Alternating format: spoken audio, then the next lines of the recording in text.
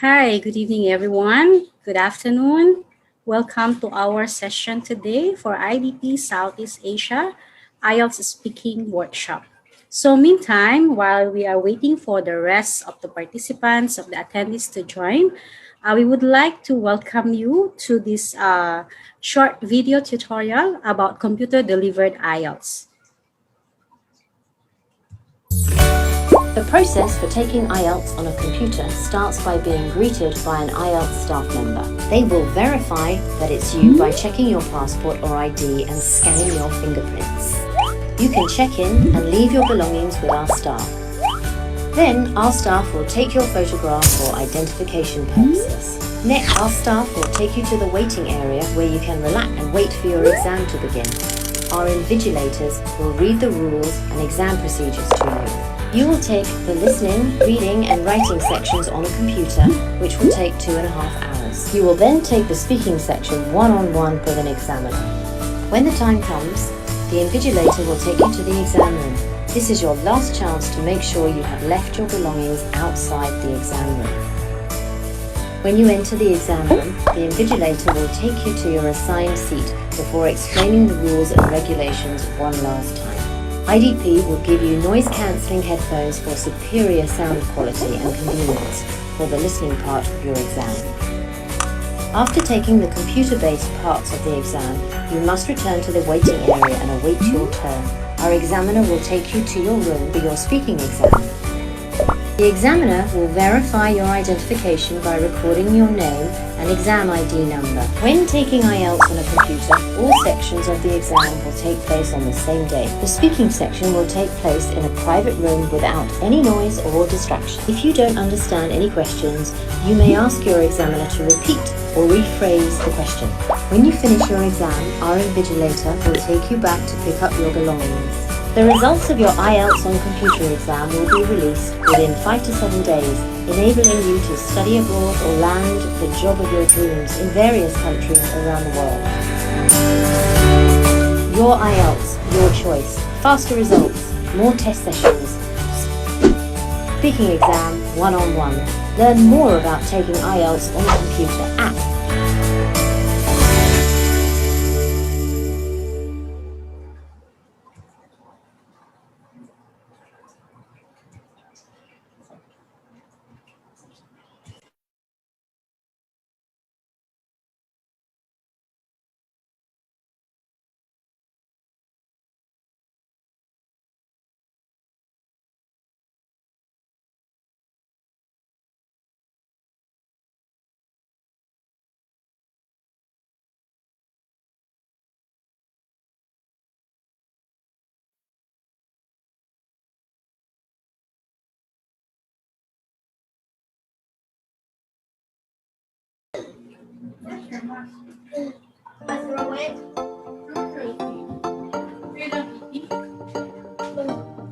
Welcome to our computer-delivered IELTS Tutorial 1. This tutorial will show you how to complete and prepare for computer-delivered IELTS. For each section, there's a clock at the top of the screen, which tells you how much time you have left. For the reading and writing tests, the clock will turn red and flash when you have 10 and 5 minutes left. The tests will automatically stop when the time finishes. The instructions for each part are in the box at the top of the screen. You can use the navigation bar at the bottom of the screen to move from one question to the next. Click on the number to go to that question. You can also click on the forward arrow to go to the next question, or the back arrow to go to the previous question. When you have answered the question, a line will appear under that question in the navigation bar. You can click on Review if you want to look at the question again later. The question number will be shown as a circle. You can review and change your answers at any time until the end of the test. Click on the yellow arrow if you want to make the navigation bar smaller. You can use the scroll bar to see all the questions.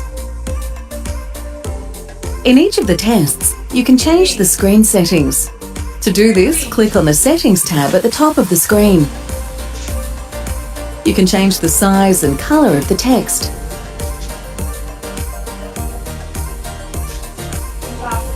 In each of the tests, there is a Help tab. If you click on the Help tab, this will give you information about the task you are currently doing. If you click on Test Help, you will see information about how the test works.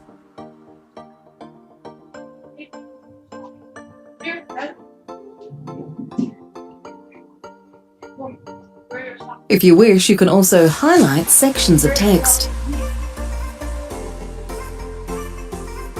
If you need to leave the test room for a few minutes, you can hide your screen by clicking on the Hide tab.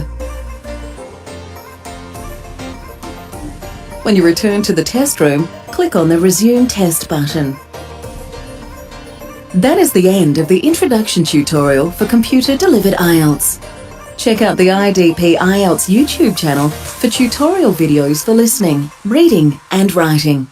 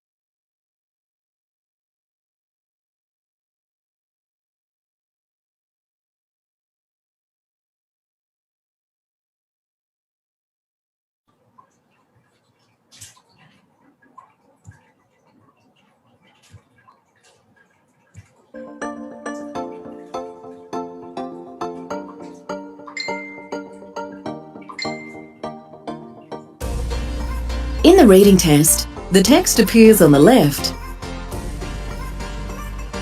and the questions on the right. To see all the text and the questions, you'll need to use both scroll bars.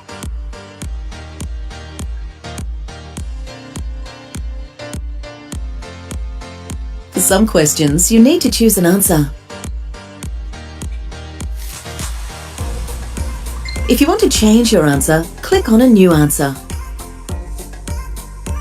If you want to leave a question unanswered, click on the answer again. To look at the next question, just click on the question itself.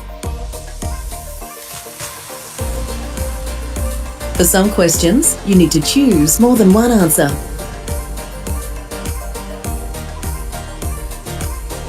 If you want to change any of your answers, click on the answer you want to change and then click on your new answer. If you want to leave any of the questions unanswered, click on the answer again.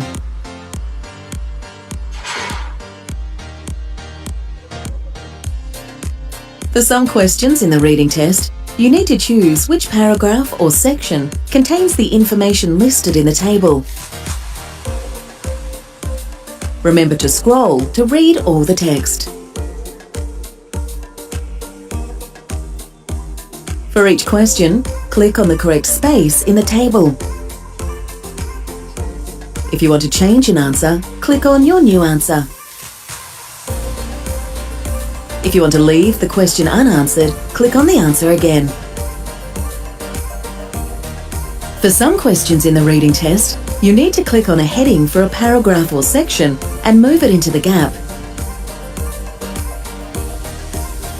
If you want to change your answer, move another heading into the gap. If you want to leave the question unanswered, move the heading back.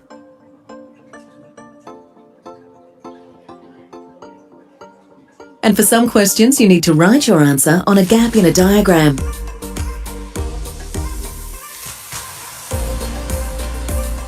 If you wish, you can also highlight sections of text. To do this, left-click and drag your cursor over the section of text or question you wish to highlight.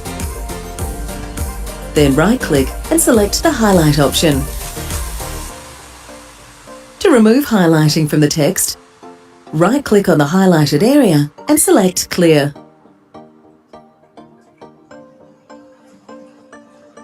If you wish to remove all highlighting from the screen, right-click on a highlighted area and select Clear All. You can also make notes on a section of text. To do this, left-click and drag the cursor over the section of text or question you want to make notes about. Then right-click and select the Notes option. Your chosen section of text will be highlighted and a yellow notepad will appear. You can write your notes on this. Click on the cross in the notepad to hide your notes. To see your notes again, click on the highlighted section of text. If you want to see which areas of highlighted text have notes, move the cursor slowly over each area of highlighted text. If a small orange box appears, it means that the highlighted text contains notes. To remove notes from text or questions, right-click on the highlighted area and select Clear.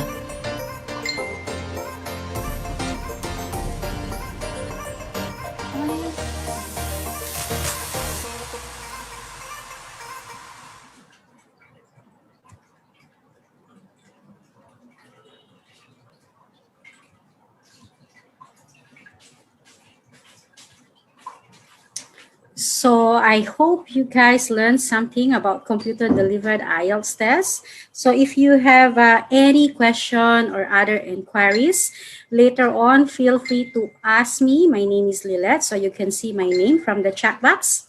And then I will also play another video later, maybe after the session. It's all about writing component.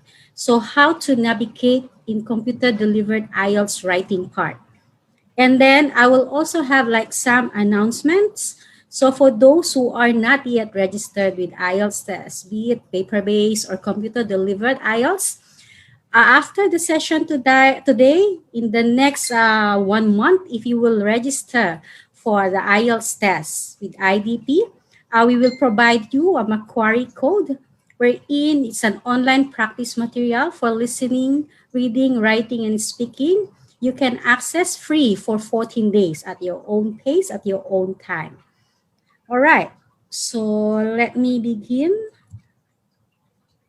So once again, everyone, good afternoon or good evening. Thank you for joining us today. So again, my name is Lilette, and I am the main host and moderator for tonight. So our session today, together with my other co-moderators from Malaysia, Basheni, and also one from Singapore, Sarah. So if you have any question, feel free to ask via chat box or even in the Q&A section. So welcome again to our free IDP IELTS Succeeding in Speaking session with our IELTS expert today. By the end of this webinar, you will be able to understand the IELTS speaking test components, consider how you will be scored, identify strengths and weaknesses in example IELTS test. So you will see some video recordings later on. Implement useful advice to approach the speaking test. So if you are joining us via Zoom, feel free to leave your questions in the Q&A box. And if you are following along with us on Facebook Live, please share your question in the comment section and I will read them out to our IELTS expert at the end of the webinar. So everyone, are you excited to meet our IELTS expert tonight? So he is currently based in Cambodia and has been teaching English since 2008, specializing in exam and IELTS preparation for various age groups. He enjoys helping students improve in both public speaking as well as academic writing. Currently, he's pursuing a master's degree in bilingual education from the University of Birmingham. So without further ado, let us all welcome our IELTS expert, Reith. Over to you, Neil. Thank you very much for that nice introduction. So welcome everyone to this webinar about speaking. So this session is going to focus on speaking only, but there are many other online webinars that have been recorded by IDP that you can access from the Facebook page. So if you want to brush up on your listening skills or your writing skills, do head over to the IDP Facebook page. So a listening test, hopefully you can all hear me. So thumbs up.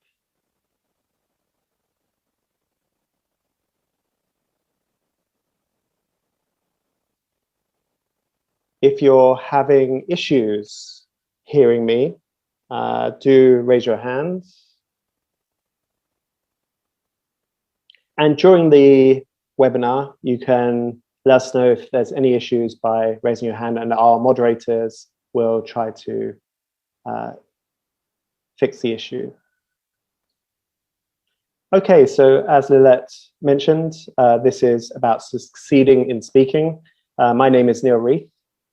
So at the moment, I'm currently based in Cambodia, but I've been teaching in Thailand and the UK.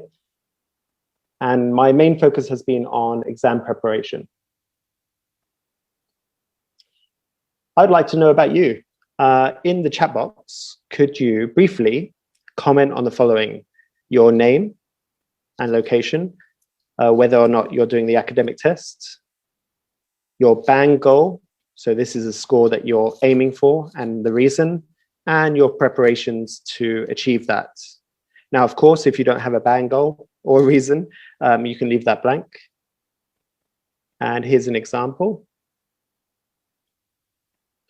I'll give you a couple of minutes just to pop your ideas in the Q&A in the chat.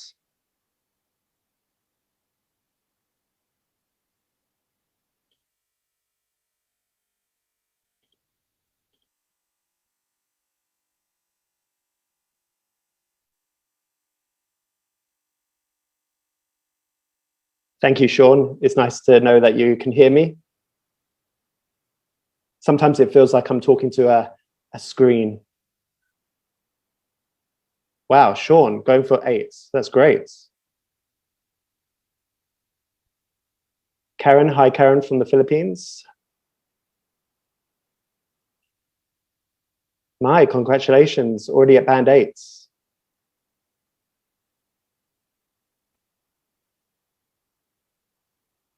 Ratana, okay, 7.5. Hi, Vanessa.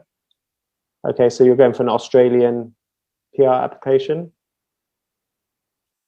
Hi, Vibol, 8. So I'm seeing lots of 7s and 8s. Hi, Donna. Okay, so you're going for a course, okay.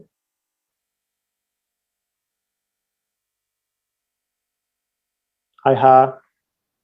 Wow, lots of interesting answers. So it all seems that you're going for high band scores, so above band 5. So in order to get more than a band 5, it requires a lot of study, a lot of practice, and a lot of effort. And I'm sure you all know that.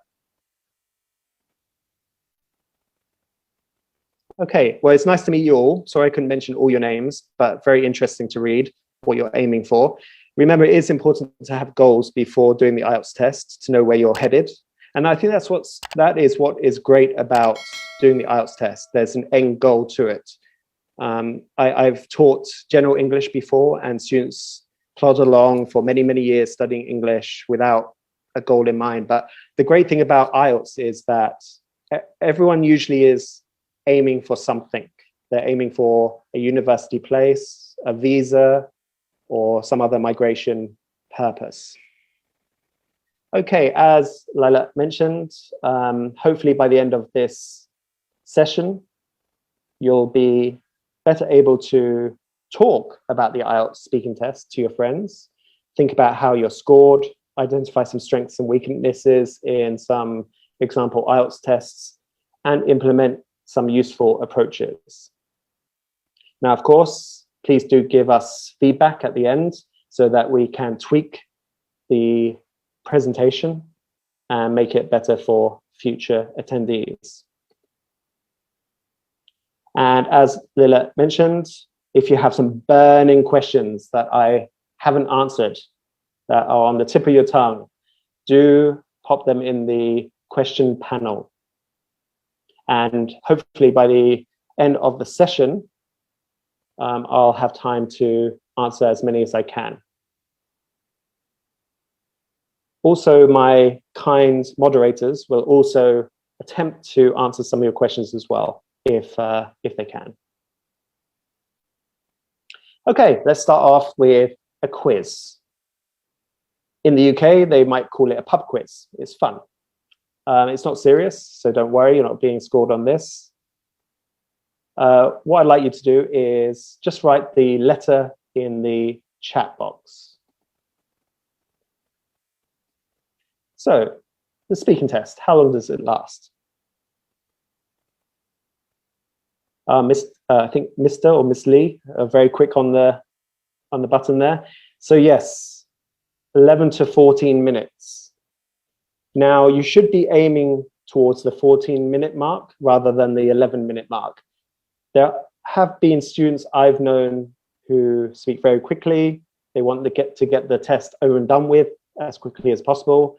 And the examiner who tests them is constantly asking them why in order to extend their turn. So remember, the examiner is trying to get as much language from you as possible. So they want to hear 14 minutes from you. So that's what you should aim for. At the end of 14 minutes, they might cut you off because that's the end of the test, but don't worry. And a lot of questions I've had from students in the past have been, do you get to see the clock? Do you get to see the stopwatch? Unfortunately, no. The stopwatch is for the purposes of the examiner. So you don't see the stopwatch, but don't worry if the examiner stops you before you've finished. They will keep you on track of the time. Okay, question number 2. Are your fingers ready? How many parts? Oh, so quick. Very good, thank you. Someone mentioned general. Actually, it's the same for both. You have 3 parts, whether it's academic or general. It's the same test for speaking. So there are 3 parts. And the idea is it gets more difficult over the parts until the end, where the discussion is trying to test your flexibility with language. In the chat box, could you tell me if I'm going too fast, too slow, or just right?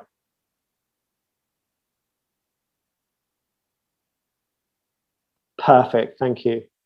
Now, bear in mind, I'm talking to a screen. So hopefully this is good for you. Okay, question number 3, I think. Fingers ready. Fingers on the buzzers.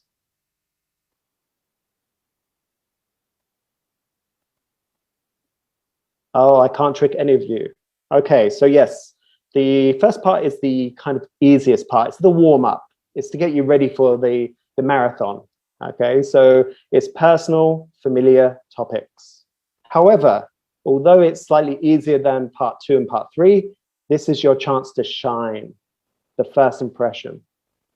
So although it's personal and familiar topics, you still need to wow the examiner? Fingers on the buzzers.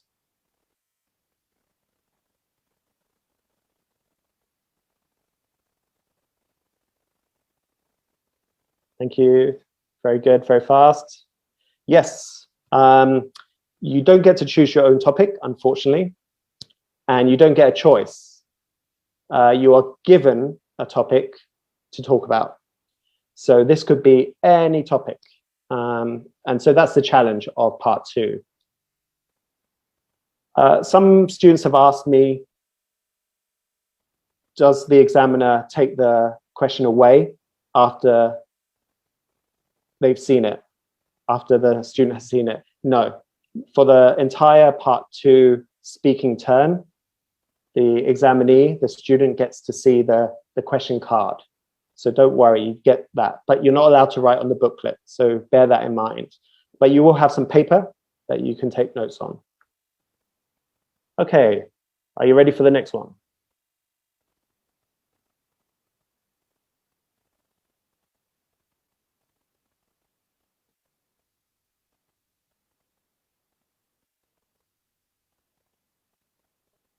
I saw someone put B.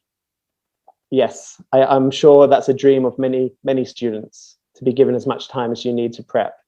I remember doing my speaking test for Thai language, and I was given about 30 seconds to prepare. So I think 1 minute is quite generous, but perhaps not too generous for many students. But you get 1 minute to prepare. And I would say, out of all the things in speaking, this is the part of the test that students don't necessarily practice for. So if I were to give you a big tip, it would be to practice taking notes for part 2 and time yourself. It's a really key skill that can help you boost your band. Okay, next question.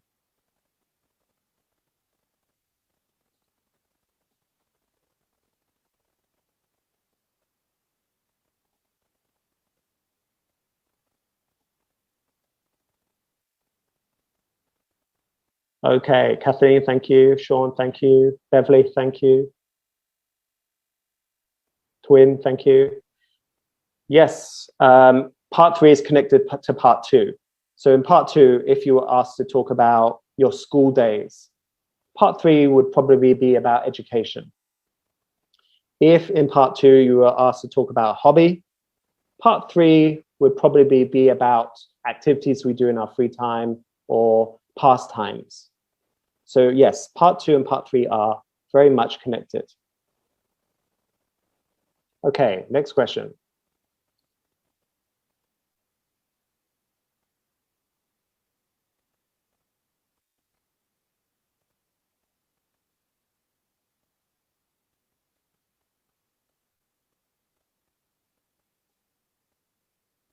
Okay, I think most of you have got the right answer, C. All speaking tests are recorded. First and foremost, for the examiner to listen back after the test. Every examiner kind of listens back and see how, or listens how the student has done in various parts of the test. But it also is required for remarking purposes to be checked and for standardization. It's really important that examiners follow script, follow the criteria, and make sure that the standards are kept to a high level. So yes, they are remarked and checked, not all the time, but frequently. Okay, thank you for playing the quiz. I hope it wasn't too hard. Okay, so as I've mentioned, this focuses on speaking. So as we've mentioned in the quiz, there are 2 types of tests. There's academic and general training. I saw that some of you are planning to do the general for visa purposes. I saw many of you are trying to go for the academic. The differences are that the reading and writing are different. However, the listening and the speaking are the same. And in the speaking, you have up to 14 minutes. Part 1 is questions about you. Then part 2 is talking about a topic. And part 3 is a general discussion. So how are you scored? Again, many students don't really look into this. And I think it's quite useful to look into it, to help you work out what you need to do to hit the bands that you are aiming for. And this is for writing as well, and for writing. So there's a similar marking criteria for writing, which is available online as well. Let's have a look at speaking though. So the first part is fluency and coherency. So this is your ability to speak at length without too many hesitations, not too many false starts. And it's the ability to make yourself understood. So it's using things like signposts, transition words.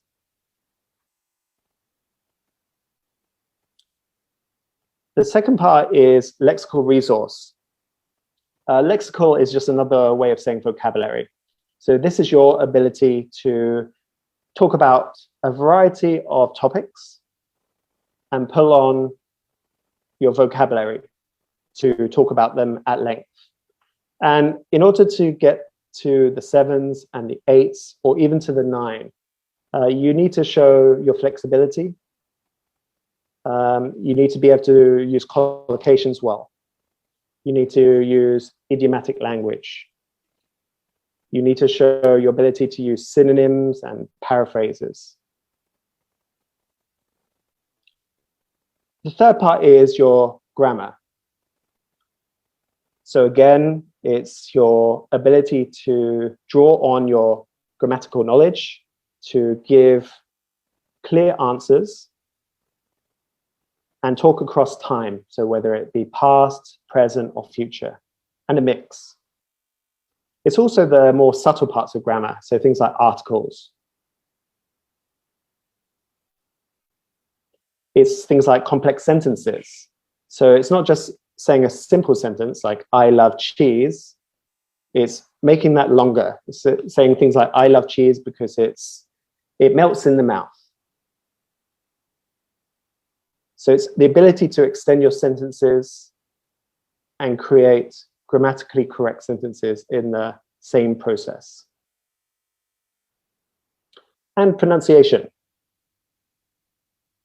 So this is your ability to use the various features of pronunciation, things like sentence stress, word stress.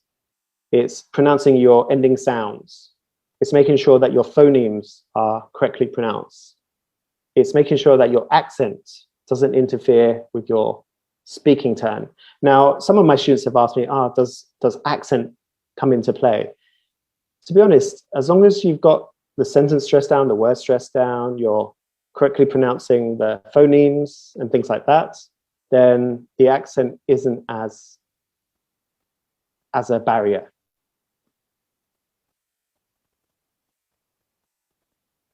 So when you're planning to prepare for your test, you should be splitting your study regime into 4 parts. You should be working on your fluency, then you should be working on your vocabulary, then your grammatical range, and then your pronunciation, and then putting it all together. You shouldn't be just preparing one area. I've known some students that I've taught over the years who just focus on grammar, that's it. And they might score well in the grammar section, but then their pronunciation and lexical resource let them down. So it's important to have a balanced approach to your preparation. This is the what can we call it? This is the tool that examiners use, or it's a similar tool that the examiners use to score candidates. Of course, the examiners have a special band descriptor that's just for them. It's confidential. However, this is the public version, which is very, very similar. And this is available on IELTS.org, but also I believe Leela has shared it with you as well by email.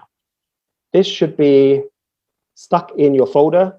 This should be on your desktop. This should be on your bathroom door. This is what you need to follow to hit the goals that you've mentioned earlier in this session. So if you're aiming for 8, you need to make sure you can tick off all the criteria that's across this band descriptor. So let's have a look at it a bit more clearly. Hopefully you can all see it. Can you just write into chat whether or not you can see it clearly? So yes, or yes, I can see it clearly, or no, it's not that clear.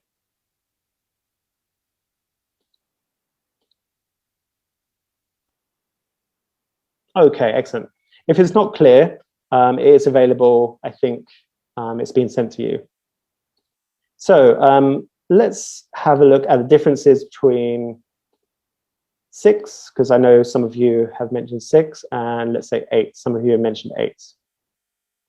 So if we look at the first criterion, this is fluency and coherence. So this is the ability to talk at length. At 6, someone might lose coherence at times. So this is maybe false starts, restarting, trying to fix their speaking. They've made a mistake. They use repetition and hesitation. So they're using a lot of that. They might use a lot of connectives, so things like conjunctions. They might use discourse markers, so let me begin by saying, but sometimes it might be inappropriate. However, if you're at 8, fluent. So this is very little repetition, very little correction.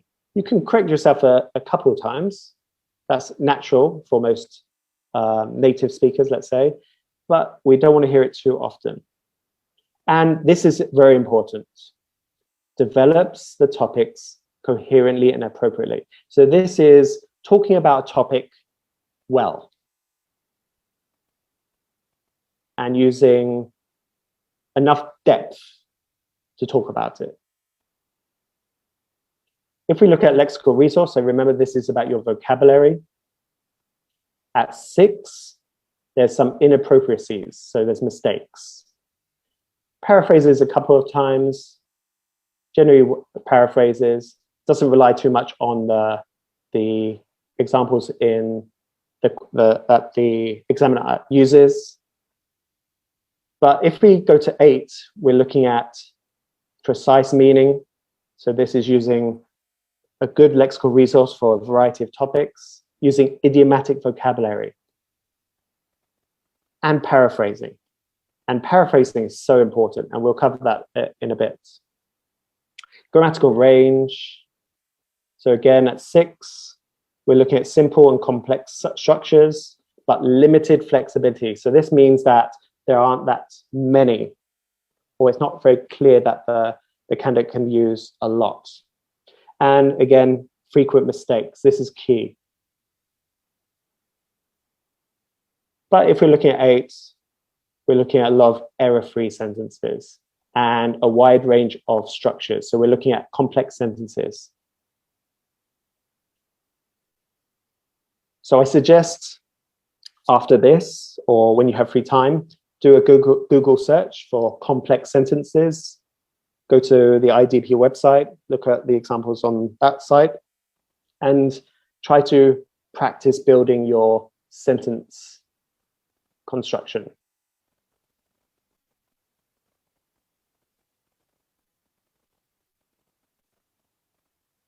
Okay, the last one, pronunciation. So this is key, generally understood throughout, but there's some mispronunciation of individual words or sounds. So it's a bit like saying photography instead of photography. Maybe there's some pronunciation features like intonation and stress, but mixed control, so they're maybe at times not used. But if we go to 8, understood throughout, L1 accent has minimal effect on being understood. So L1 means your first language. And a wide range of pronunciation features are used. So it's really important to drill yourself at home on using things like sentence stress, word stress, working on the syllables.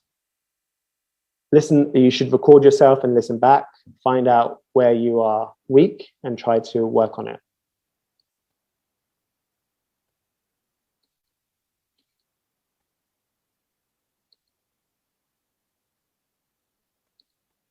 Okay.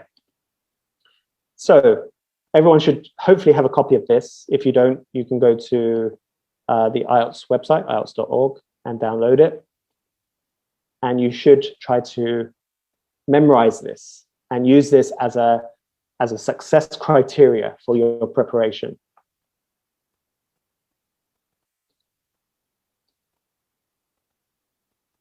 And I think Leila has shared it actually in chat, so you can download it there.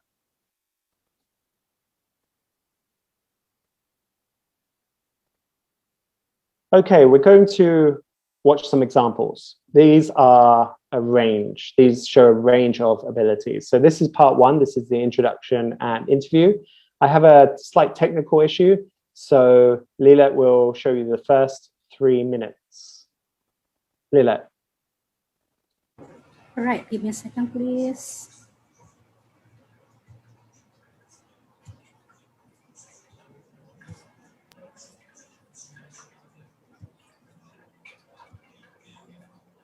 And before you start it, I want everybody to choose one criterion. So you can choose fluency, you can choose lexical resource, you can choose fluency, lexical resource,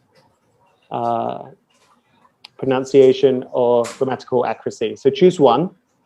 And then when you're listening to Ashish, I want you to think about what he does well and what he could perhaps do better. Okay, thank you. Okay, let's begin. Let's talk about what you do. Do you work or are you a student? Yes, I am both actually. I work part-time as well as a student. What job do you do? I'm an payroll controller. I control the payroll in a property management company. Do you meet interesting people in your job? Not many, but yes, sometimes I have to visit the banks and the sites, so yes, I do. How long have you been doing this sort of work? For a year and a half now. Let's go on to talk about friends now. Are your friends mostly your age or different ages? No, many different ages. Why? Where it ranges. It's basically because I am not from this place. I'm from back Nepal, and when I came here, I met people from my country as well as people from different places at work and at different places. So they're all over the place. Do you usually see your friends during the week or at weekends? It depends. I see them all over the week, I think. Work friends at work, after work drinks and things like that. So yeah, all throughout the week. Okay. The last time you saw your friends, what did you do together? We went out for a movie last Saturday. There was this interesting movie that we heard was out on due date, so we all decided to go for it, and it was pretty nice. In what ways are your friends important to you?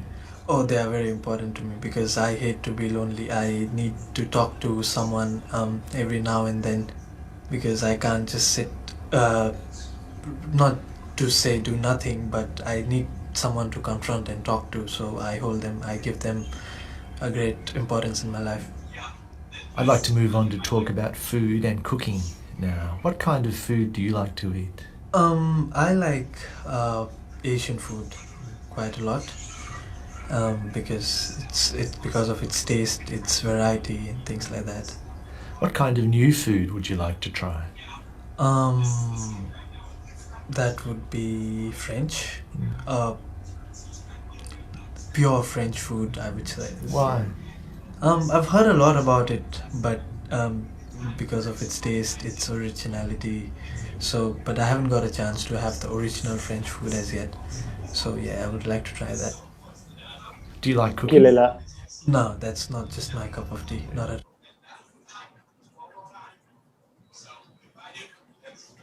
all. Yes, Neil? Thank you. Everyone, could you put down into chats one thing that he did well? And bear in mind the criteria that we've talked about.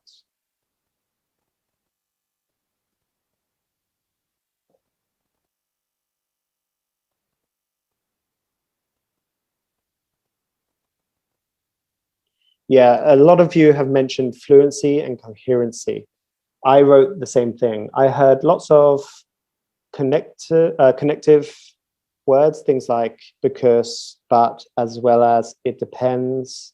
I also heard while listening to him a number of signposts. So this is to help the listener know where the talk is going. So things like I decided, I've heard, that would be.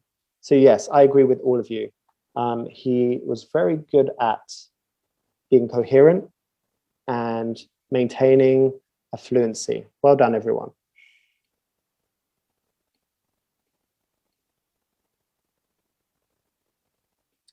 So these are some of my general tips and approaches. Now, of course, you don't need to take all of these on board. You may not like any of them, in fact, but I do suggest you take on board a few of them. So before the test, do prepare for personal, familiar topics. Even if you think you have it down, even if you think you know how to talk about family and you know how to talk about hobbies, make sure you practice. As I've mentioned before, you should try to record yourself and listen back. See where you could improve. In the test, try to give extended answers. So this goes back to grammar. So it's the ability to use complex sentences. So you should be using things like because, for example. This also helps with your coherency. You do need to give a good first impression. Now, of course, you're not marked, you're not scored on how you look, you're not scored on your facial features. But if you go in there smiling with calmness, if you're friendly, then this helps you, or this has an impact, a positive impact on your speaking. So you need to train yourself to smile, be calm, be friendly. It does help. And of course, in part one, you might get a question that stumps you. You may have no idea how to answer it. So you can pause occasionally to consider the question first. Just use a filler, for example, oh, let me think about that. Or I've never thought about that. Let me think. But do not overuse it. You don't want to do that with every question.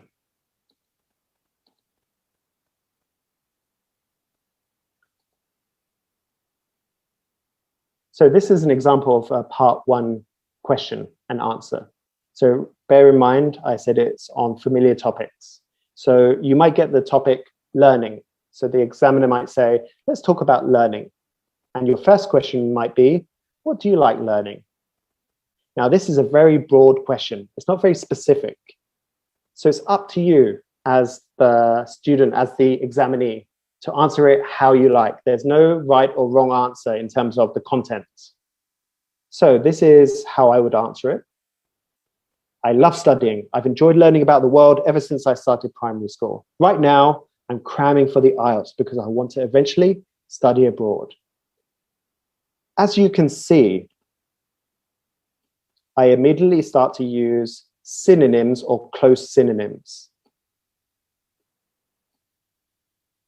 So I've said love and enjoyed. Both are close or are synonyms to like. I've also used the word studying. I've used school. And I've used cramming. So these are all related pieces of vocabulary. So as I've mentioned with Lexical Resource, it's really important for you to use synonyms and paraphrasing. You shouldn't rely on the language of the question. You can use it occasionally like this, but not too much. And you don't want to overload the examiner in part 1. So we're not looking for a long turn. The examiner is not wanting you to speak for 1 minute or 2 minutes. They just want a short, straight to the buck answer, 2 or 3 sentences, and that's it. The worst thing to do is do a short answer, such as, I love studying, and that's it. And if you just give a short answer, the examiner will ask you why. Because they want you to extend your answer. So part 1 is about personal and familiar topics. Learning is one such example. Can you think of 3 more part 1 topics? Can you add them to the chat, please?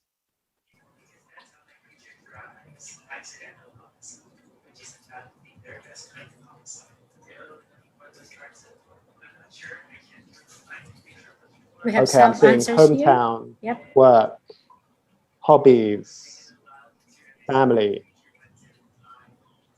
accommodation, yes, hometown, perfume, yes, festival, color, yes, achievements, education, yes, aims, perhaps sports, hobbies, good. So that's what you're aiming for. You're aiming to generate a list of part 1 topics, and then you should be practicing about those topics. Good job, thank you. Okay, moving on.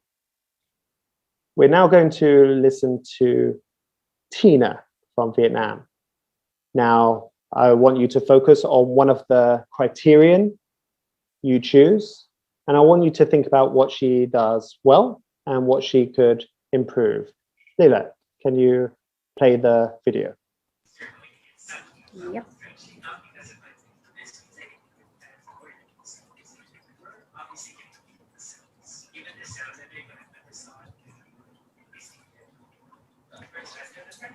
Tina, now I'm going to give you a topic and I'd like you to talk about it for 1 to 2 minutes.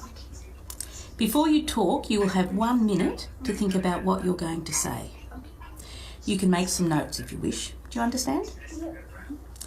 Here's some paper and pencil for making notes. And here's your topic. I'd like you to describe an interest or hobby that you enjoy. All right, Tina? Yeah. Remember, you have 1 to 2 minutes for this, so don't worry if I stop you. I'll tell you when the time is up. Okay. Can you start speaking now, please? Okay. My interest or hobby that I enjoy is shopping and picnics to spend time with my family or friends, or especially I want to do volunteers for shopping. I think when I feel stressed out, I can shopping, I can relax with to buy a new clothes for me in the special days, and in picnic I think picnic and travel, I think I can widen my knowledge as well as I can make more friends from many countries, and especially if I travel with my friend or my family, I can spend time to understand them, and for me the more important is do volunteer, because I love actually I love the people, so I want to spend time to help them to overcome or try to get over the problem. So I often before when I live in Vietnam, I often go to the church and or some association, and I often ask my friend to contribute and Thank you, Leila. Thank you. help the poor people or the old people. All right.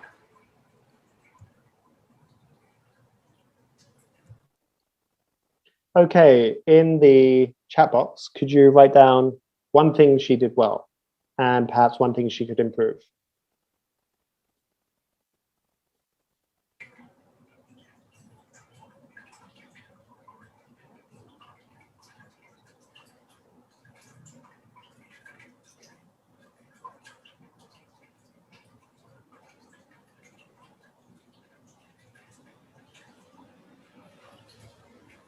Okay, I see similar answers.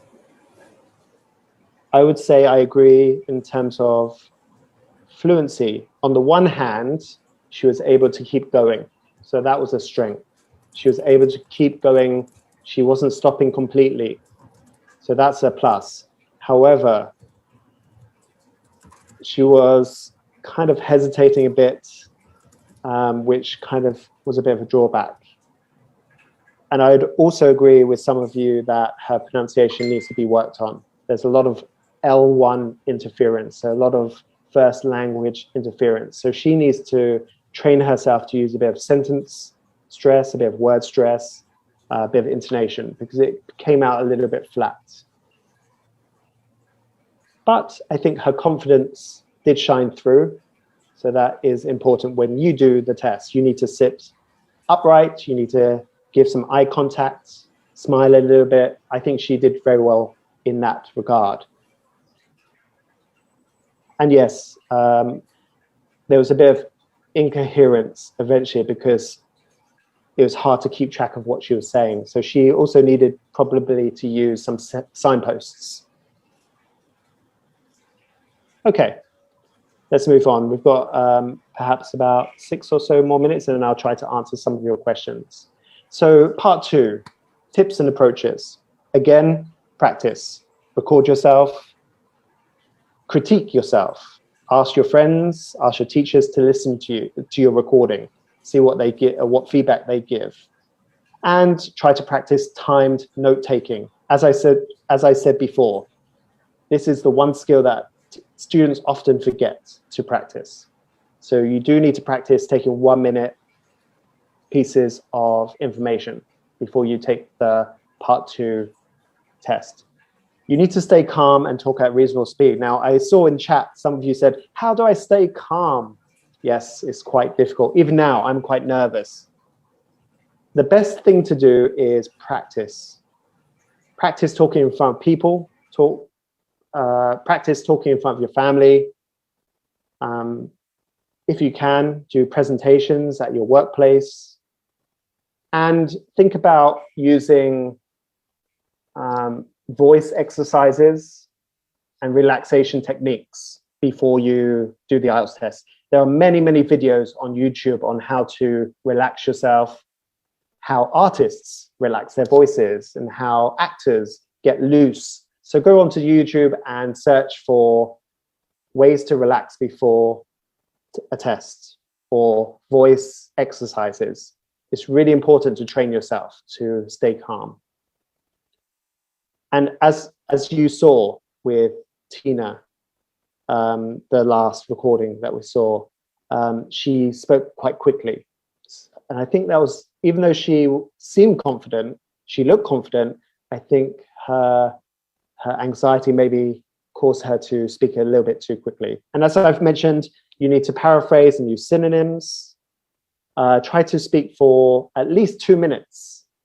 Don't go for 1 minute. Try to speak for the full 2 minutes. The examiner wants to hear the full 2 minutes. If you only speak for a minute, the examiner will likely say, can you tell me any more about that? You could use a strategy like PPF.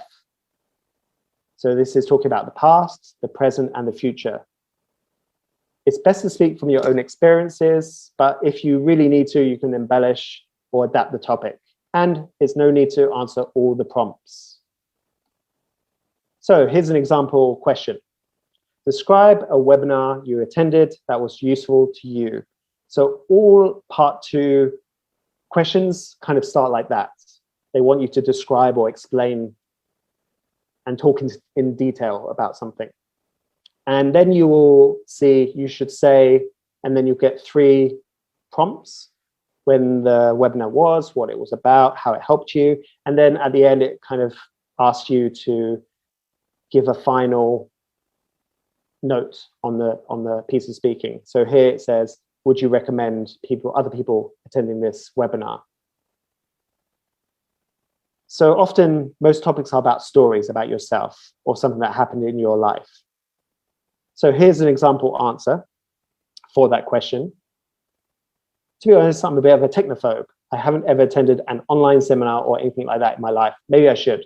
So immediately, you know, I've never been on a webinar. So if you get a question like that, if you get a question where you've never experienced that, one technique is to adapt the question a little bit. You still want to stay within the topic, but you can adapt it. So here, I've never been on an online seminar ever. So I can adapt the question a little bit, but I'm still staying within the realm of training and education.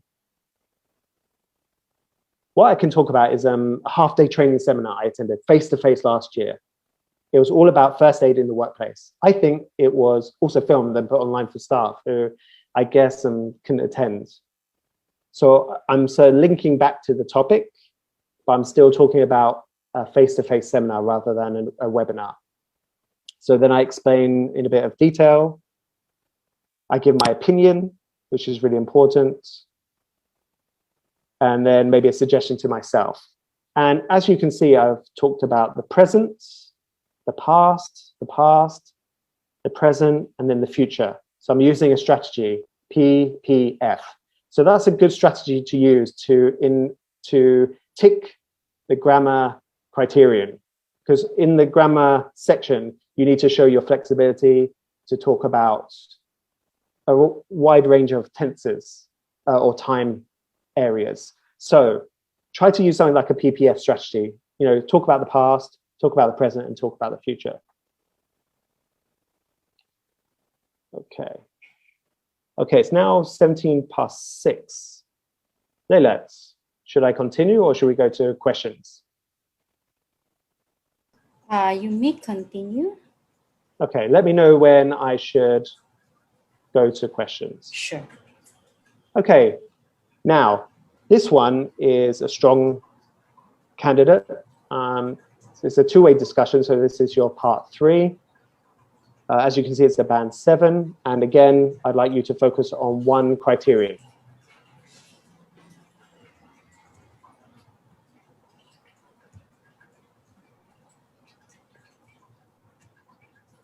So we've been talking about a well-known person that you like or admire, and I'd like to discuss with you 1 or 2 more general questions related to this. Let's consider, first of all, being in the public eye. Yeah. What are some of the advantages and disadvantages of being famous? The advantages are that first that you will get really rich, and the fame actually it helps you because you don't have to pay for a lot of stuff. They will give you free dresses and free stays in the hotels, free meals, free everything. So actually you're saving money plus the money that you're earning. And the disadvantages are that being a public eye, you lose your privacy. You will always be in the eye of the paparazzi and people, and if someone recognizes you, they will take a picture of you, and that's the end of the relaxed evening. So I think that it will be a really big disadvantage. Do you think if a celebrity accepts those endorsements, do you think they lose their honesty? I don't think that they will lose their honesty, but maybe it will change them. They will have to accept the environment that they are living into right now. So if they get famous and they are not selling their soul to the devil, I don't think that they are that bad. I think that it's just human, and if they like it, well, better for them. Can you talk about how the media reports on famous people in your country? The reports of the media in my country, they are like having half serious news and half entertainment. So the reports are often, but not that often. They don't have like big news if Shakira gets married or not. It's like a small news, but it gets bigger with the people, not with the media, because people start to talk.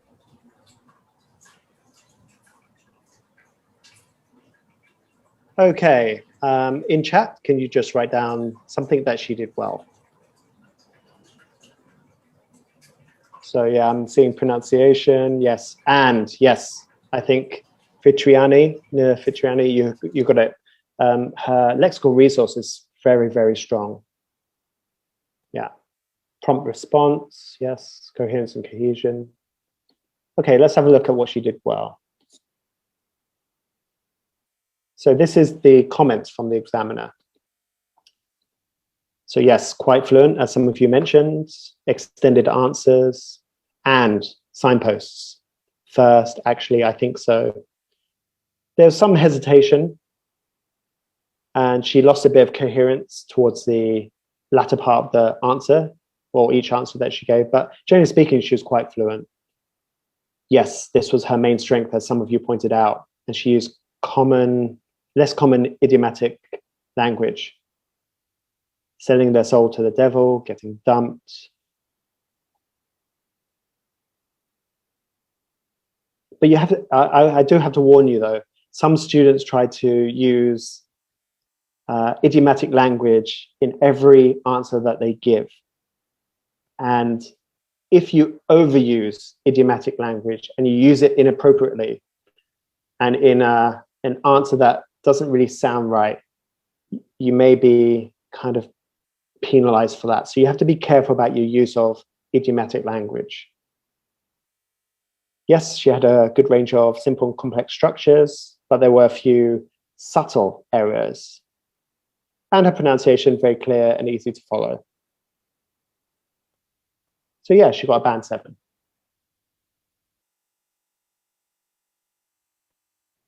So my tips and approaches for part 3. Again, the word that I've been saying in every section, practice. And you will need to practice things like comparing, commenting on, speculating, explaining, agreeing and disagreeing, because these are the main skills that you need to show in part 3, because it's a discussion. The examiner will ask you things like, what do you think about this? Could you tell me more about that?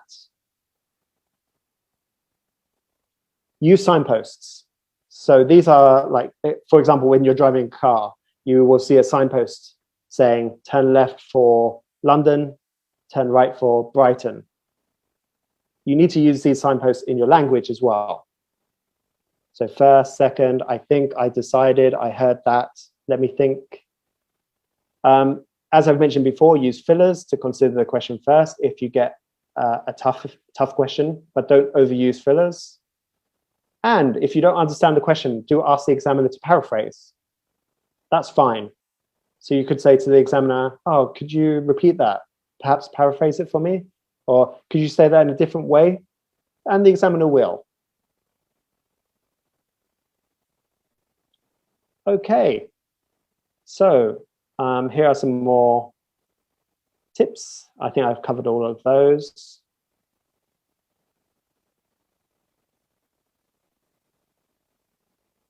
I covered all those, I think. So, next steps. You can head over to the IELTS Essentials website, or you can go to YouTube. A lot of the videos I have shown you are on the IDP YouTube page.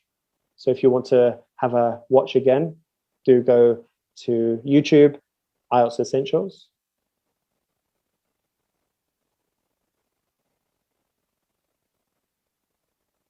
And you can also take a practice test online.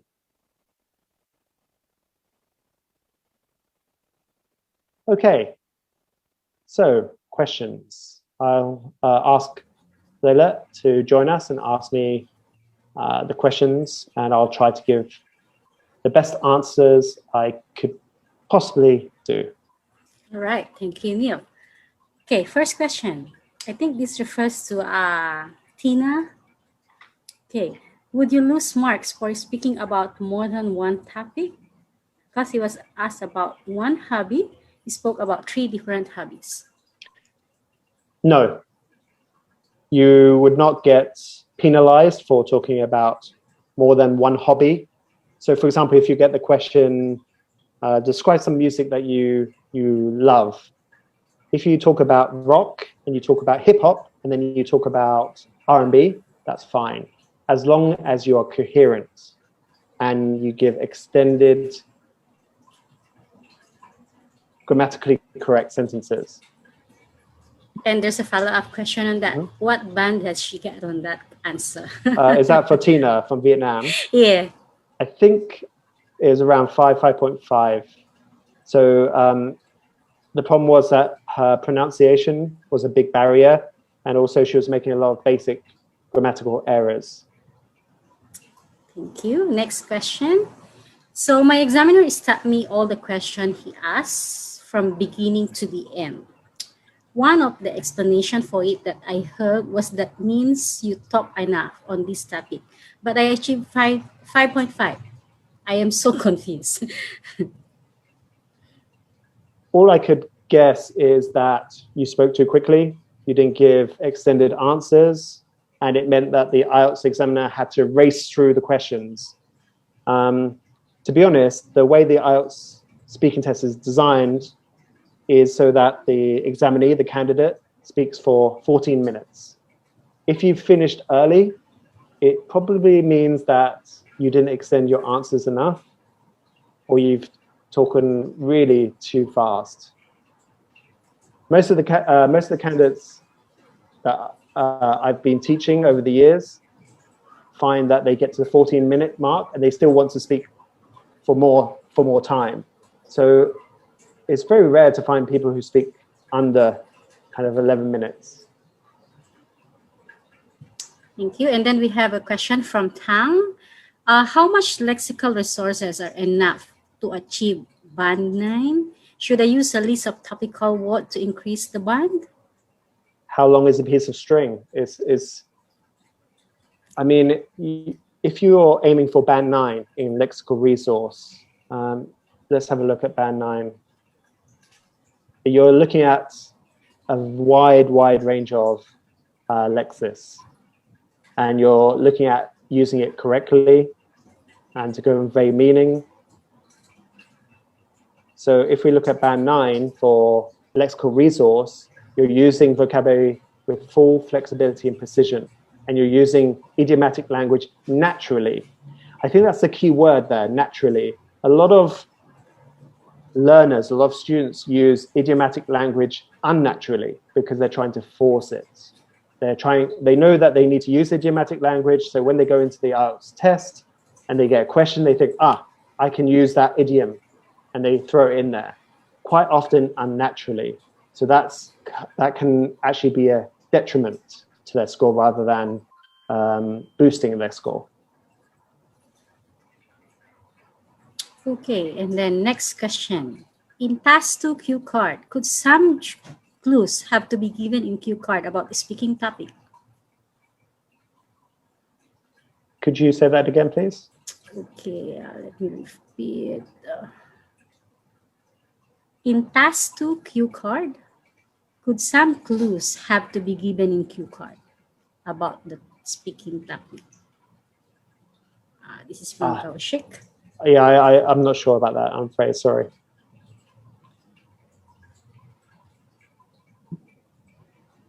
If you want to, Kaushik, let me know. You just raise your hand so you can ask the question. So let me move on. So how much of a gap is there between band 8 and band 9? What is the one thing that can differentiate the two bands? Good question.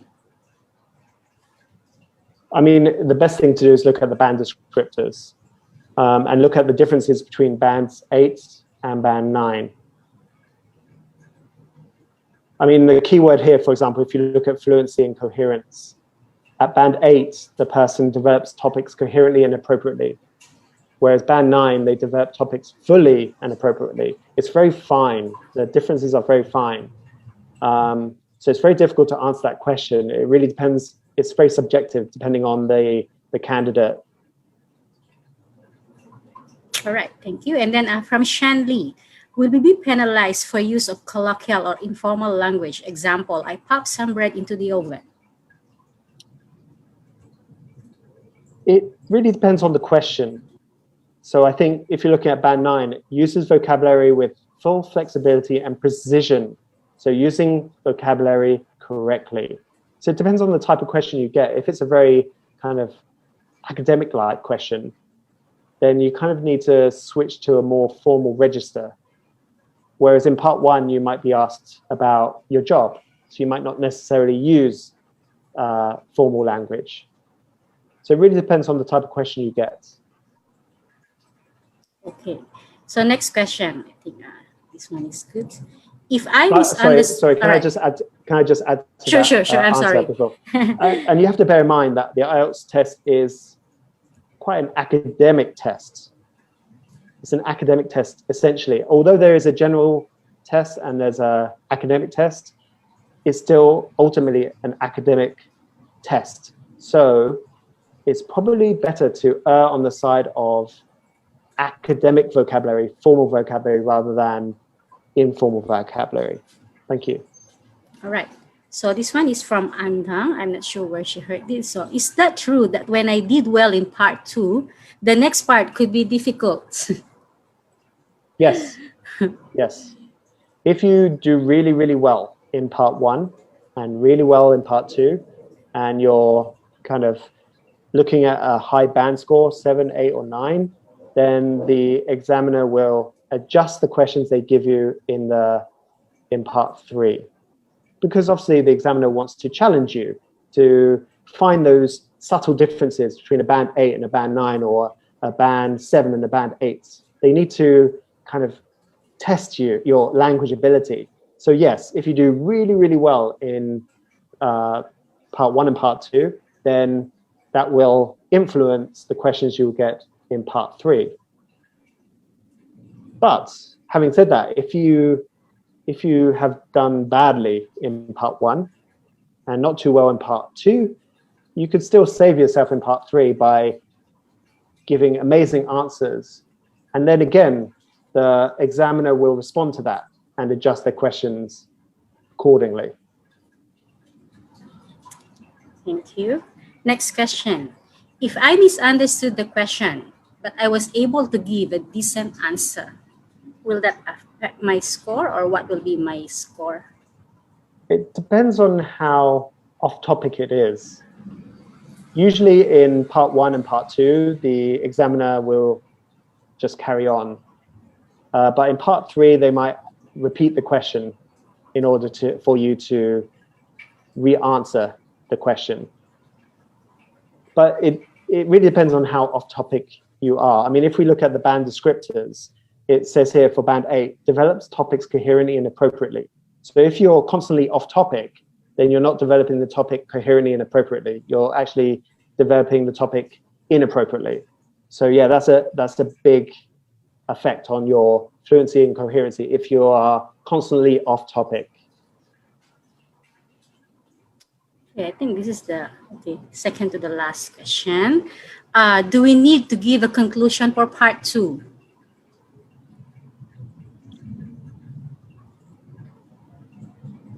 I mean, conclusions. Yes. Part 2. So if we look at the part 2 question, hold on.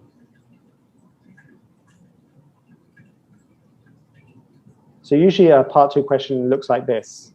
You get a sentence saying describe something. You should say, then you get 3 prompts, and say whether you would recommend it. So I guess you could argue that the last sentence, the last prompt, is a kind of concluding remark. So yes, it would be helpful to give a concluding remark, but it's not necessarily mandatory to do so. Okay, I guess this question Neil mentioned earlier that accent doesn't matter. However, I will still ask this for you, Anis Yusuf. How to improve my accent to sound more like a native English speaker?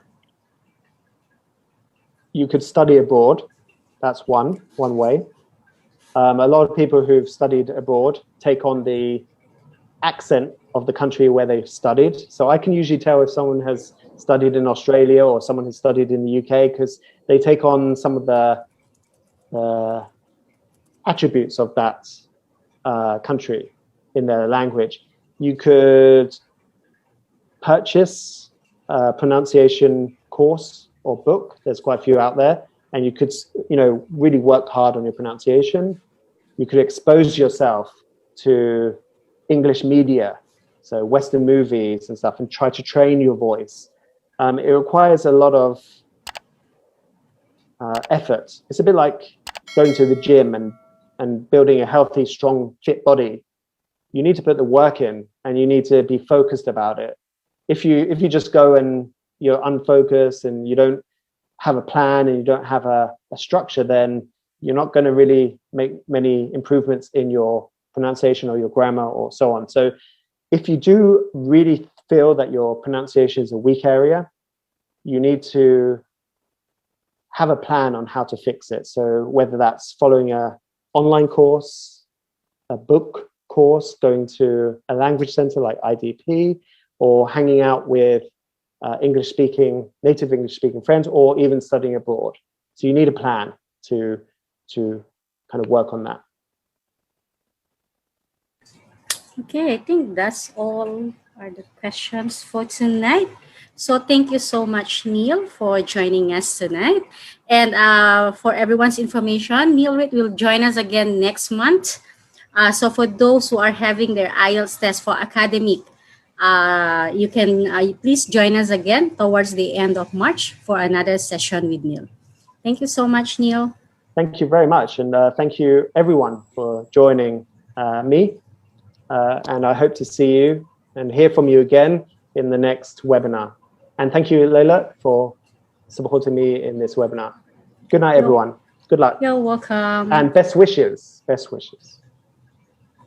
Okay, so for those who are still with us, I would like to share with you the writing tutorial for computer-delivered IELTS.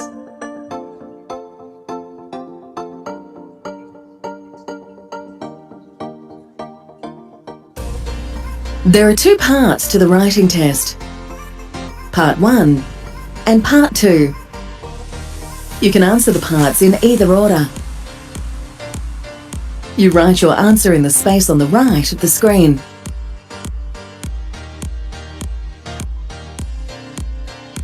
Your answers are saved automatically.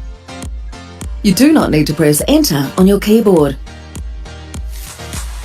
For the reading and writing tests, the clock will turn red and flash when you have 10 and 5 minutes left.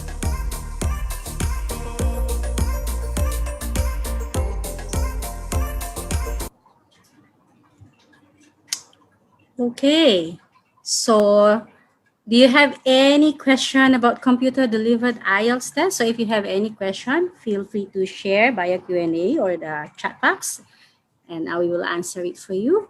And for those who are not yet registered with IELTS and finally decided to register and have your test soon, please register at www.ieltsregistration.com and do send us an email. So I will share with you my email tomorrow. I will send an email to all the participants and give us the code tonight. So tonight's code is IDP IELTS 2402. So for those who will register and will provide us this code, everyone, for those who are in Zoom and in Facebook Live, we will provide you a free code for Macquarie. It's an online practice material. You will access it for 14 days for free for listening, reading, writing, and speaking. Okay, can we use capital letters to answer listening and reading exam in computer-delivered IELTS? Yes, definitely, both in computer-delivered and even in paper-based IELTS. You can use capital letters. Okay, any other question? Would you repeat the code? All right.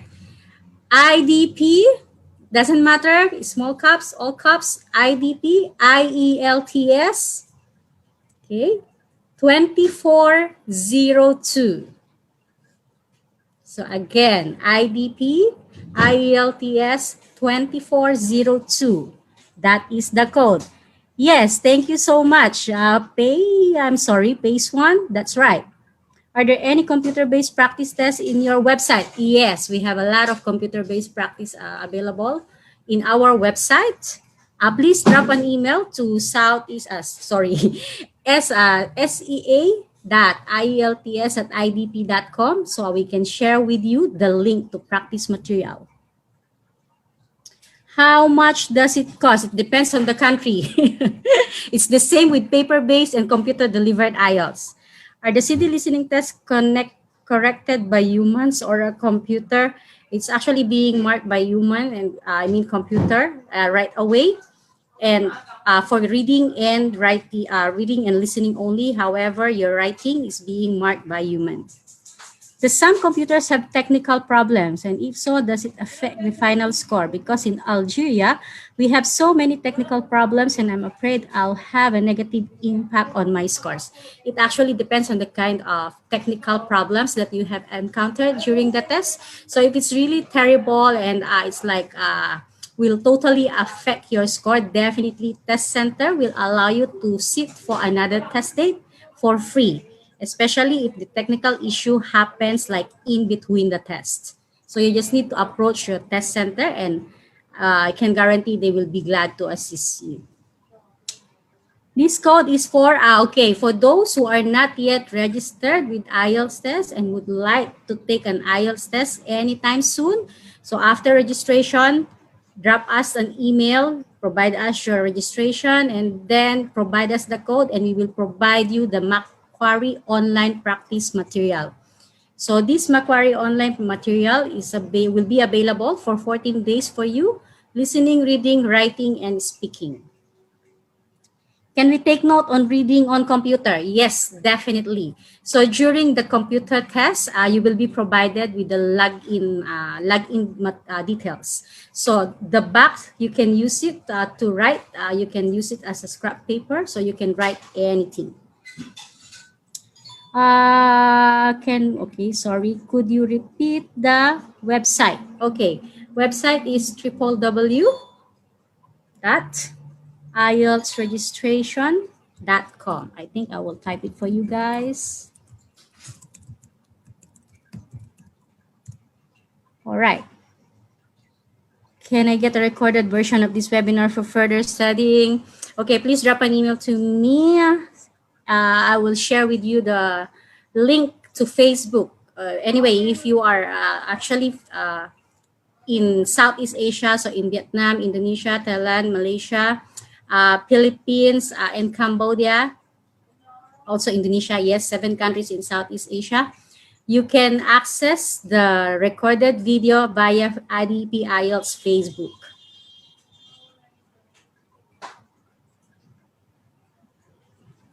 Okay, so I think no further questions. So thank you guys for joining us tonight, and we do hope we'll see you again. Thank you and best wishes for those who will take their IELTS test soon. There's another question, I'm sorry. In computer-based tests, one will automatically put the answers on the page, unlike for the paper. Oh, I'm sorry, what is that? Oh, yeah, definitely. In computer base, you have to type your answers right away. Even for the listening test, okay. For the listening test for computer delivered, there is no 10 minutes to transfer your answers or to write your answers or to type your answers. I'm sorry. So you only have 2 minutes to review your answer for the listening test. So you have to type your answers right away.